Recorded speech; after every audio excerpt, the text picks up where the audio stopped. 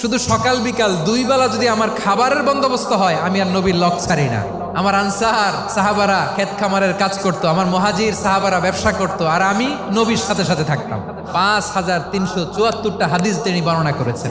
সবচেয়ে বেশি হাদিস বর্ণনাকারী সাহাবী আবু হুরায়রা রাদিয়াল্লাহু তাআলা আনহু। বিড়ালের বাবা কি করতেন? খালি হাদিস মুখস্থ করতেন। হাদিস প্রিজার্ভেশনের কাজে বিশ্বনবী ওনাকে কাজে লাগিয়েছেন। উনি একদিন বলেন, ইয়া রাসূলুল্লাহ আসমাউ মিনকা কাসীরান ফালা আহফাজু। নবী, অনেক কথা শুনি, আমার মনে থাকে না। বিশ্বনবী বললেন, তাই তোমার চাদরটা বিছাও। আবু হুরায়রা বিছালেন। বিশ্বনবী হাত বুলায় দিলেন। এরপরে অনেক হাদিস বর্ণনা করলেন। আবু হুরায়রা বলে, তারপর থেকে বিশ্বনবী যাই বর্ণনা করে আমি শুনি আর একটাও বলি না। এখন সুবহানাল্লাহ। বিশ্বনবী ওনাকে নবীর এই যে লক্ষ হাদিস প্রিজার্ভেশনের এই দায়িত্ব দিয়েছেন সাইয়েদনা আবু হুরায়রা রাদিয়াল্লাহু তাআলা আনহুকে। আপনারা কি খেয়াল করেছেন কত বড় চৌকস ট্যালেন্ট হান্টার ছিল আমার নবী? এক একজনের এক এক ট্যালেন্ট, এক একজনকে এক এক দায়িত্ব দিয়েছেন, এক একজনের প্রতিভাকে এক এক ভাবে বিকশিত হওয়ার সুযোগ দিয়েছেন। আওয়াজ করে বলেন ঠিক কি না?